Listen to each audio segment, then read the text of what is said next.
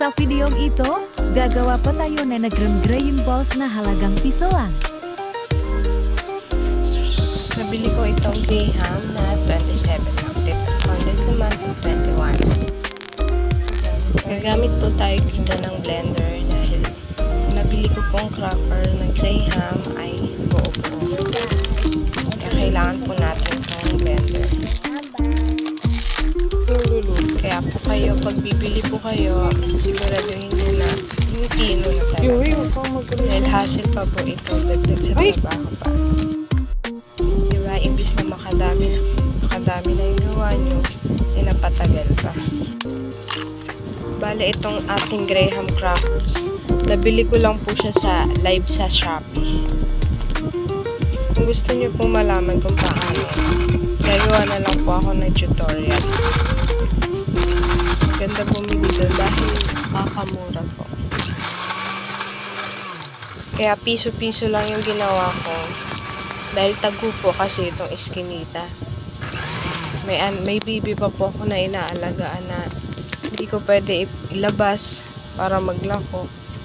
Kaya yung mga bata na lang po yung sumasadya dito sa amin para bumili po. Pero ayos lang naman kahit piso lang. Kahit mabagal at least may kita.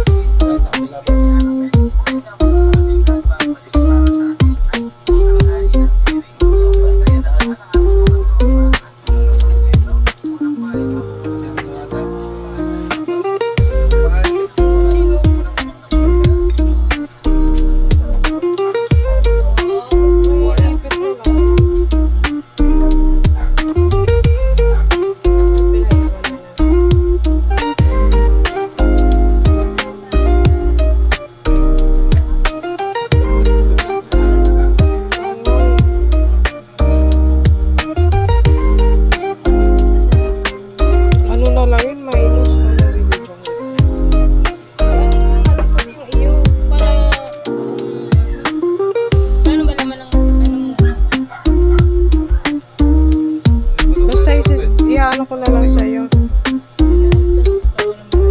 Meron yun. 10, di ba?